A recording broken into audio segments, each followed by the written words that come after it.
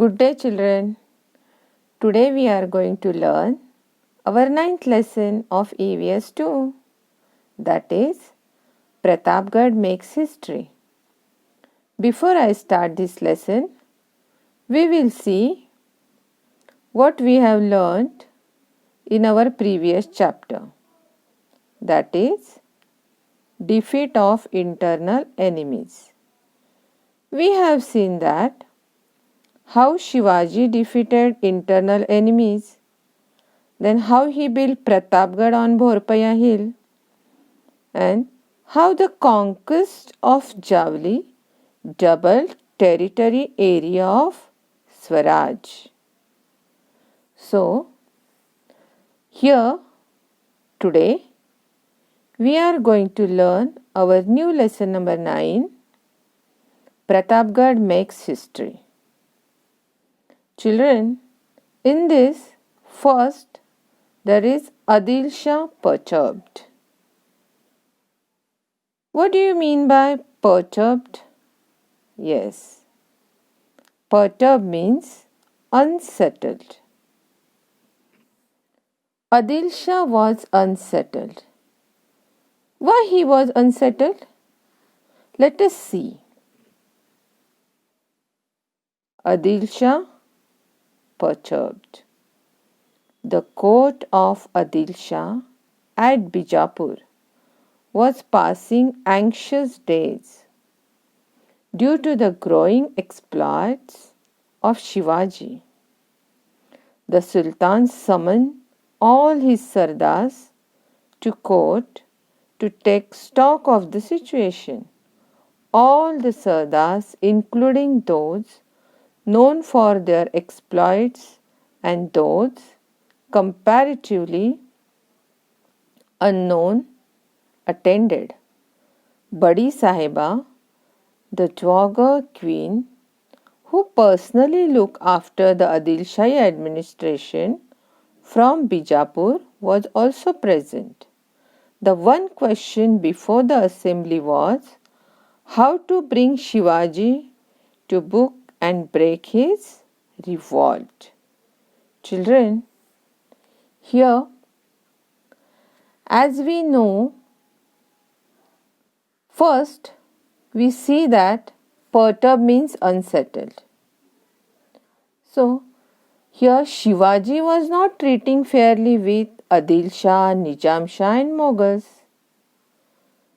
His exploitation was going, due to which Adil Shah was disturbed. Adil Shah was unsettled. And he called upon all the Sardars to take the stock of the situation. Badi Sahiba, Dowager queen. Here, Dowager means this is a title given to a widow of a king. Children, that queen personally looked after the Adil Shahi administration. From Bijapur was also present. Everyone was present. The Sardars who were known and not known for this exploitation, they were also present. The one question before the assembly was how to bring Shivaji and to break his violent action. Students, here revolt means violent action. What? Revolt means violent action. So here Badi Sahiba asked a straight question to her Sardars. Tell me, who is willing to march against Shivaji and put an end to his rebellion? Children, here rebellion means refusing to accept the rules. Here, the one who refused to accept the rules which has been made, that person is called rebellion. We can call it in Hindi as Rajadroha. The court became silent. Everybody sat quietly in his place and started looking at the next person, for who would dare accept the challenge of fighting Shivaji? No one ever dare, because so many people know the strength of the Shivaji. Though he have very less army, very less people in his hand, his mind was very sharp. He was a vigilant person. He was a brave person with a sharp mind. So everyone was very quiet. No one dared to accept the challenge of fighting with Shivaji. Just then, a giant of man came forward and bowed respectfully before the throne. His name was Afzalkhan. Children, here, see, when there were king, the people who were working for king, they won't stand. Children, when principal man come in the class, you all stand up to wish her? Yes, in the same way that time, in front of the king, the person, whoever comes, they first bow. Bow before the throne means give respect to the king. Throne means Rajgaddi, a royal seat. And who was this person? This person was Afzalkhan. The Khan accepts the challenge. The Khan accepted the challenge and picked up the battle leaf from the salver as a mark of acceptance. So, children, here salver means silver tray and battle leaf means pan ka patta. This leaf is used to make pan. You all know about it, no? So, as a challenge of acceptance, Afzalkhan picked up betel leaf from the silver tray and said, Shivaji, who is Shivaji? I shall arrest him and bring him here, or if that is not possible, I shall bring his dead body. Afzalkhan was very mighty. He said in front of all the court that, who is Shivaji? I shall arrest him. I can do this work easily. Nothing is impossible for me. I shall bring his dead body also. Afzalkhan, one of the mighty Sardars at the court of Bijapur. His physical power and strength were unbelievable. He is so powerful, he is so strong. His physical power is so high that he can bend a crowbar with his bare hands. Easily he can bend an iron bar with his hands. He was a past master in achieving his end by any available means. This Afzalkhan has accepted the challenge of bringing Shivaji to court, dead or alive. The court was highly pleased. Everybody thought that it was the end of Shivaji and that he would be brought to Bijapur either alive or dead. Everyone was aware of the Afzalkhan's power and strength. But do you think, children, physical strength or physical power is more enough for getting something? I have seen the people who having this, They can't use their presence of mind. They can't work from the brain. They are proud of their physical appearance. They thought that, okay, I am very much strong and I can do anything. But we are not supposed to underestimate the power of a person who is not physically strong. Here, Afzalkhan has mistaken. Let us see what happened. Afzalkhan left Bijapur in great pomp. He was accompanied by a huge army fully equipped for battle. See here, Afzalkhan left Bijapur.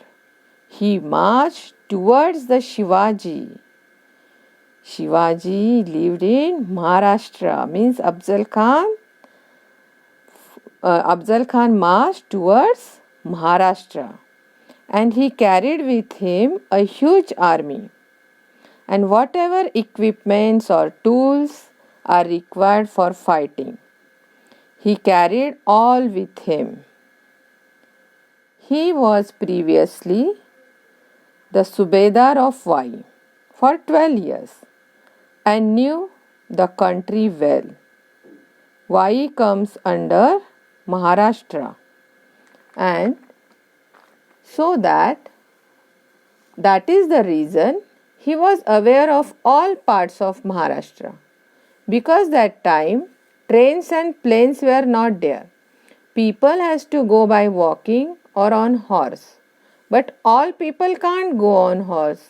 Some people has to go by walking. So Afzalkhan marched on Maharashtra full of pride and confident of success. He have a confidence on his powers, on his strength. He thought that definitely I am going to get a success. So, when Shivaji comes to know that this is going to happen, Afzalkhan moved towards Maharashtra from Bijapur. He understands that Swaraj is in danger. At this time, Shivaji was at Rajgarh. He got the news of Afzalkhan's movements. He immediately saw that his Swaraj was in great danger. And children, as I said earlier, Shivaji don't have a big army. When he established his Swaraj, he have only 12 Mavlas.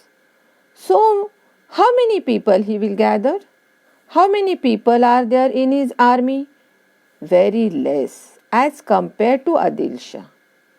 When he got the news, he was at Rajgarh. He understood that if I am going to face Afzalkhan, then I have to lose, because I don't have that much manpower to fight against them. But he did not lose his courage. He knew that the Khan was full of stratagem and had a huge army with him. Shivaji's kingdom was very small in comparison, and so with his army. He could see that he could never hold his own in open battle against the Khan. His only hope was in some strategic move that would take the Khan by surprise. In consultation with Jizabai and with her blessings, Shivaji Maharaj shifted his headquarters from Rajgarh to Pratapgad. So children, as I said, when Shivaji got the news of Afzalkhan's march, he was at Rajgarh. and he immediately understood that Swaraj was in great danger, because he knew that Khan will come with full planning and with a huge army, and he will never hold his own in open battle, as he don't have that much manpower against the Khan. So without losing his courage, he thought that he can surprise Khan by his strategic move. So he consulted with his mother Jizabai, and with her blessings he shifted his headquarters from Rajgarh to Pratapgad. So children, I think you have understood till here. Whatever words you come across, take out the meaning from the dictionary and write down in the textbook itself. Because whenever you are going to read the lesson, it is going to help you to understand the lesson. I know this EVS 2 is new for you and in 4th standard, and there are so many new words. So you won't understood. So it's better you write down all the meaning in the textbook itself. So okay children, in the next video we will see Afzalkhan's counter move, tit for tat, and the meeting place. Thank you. Have a nice day.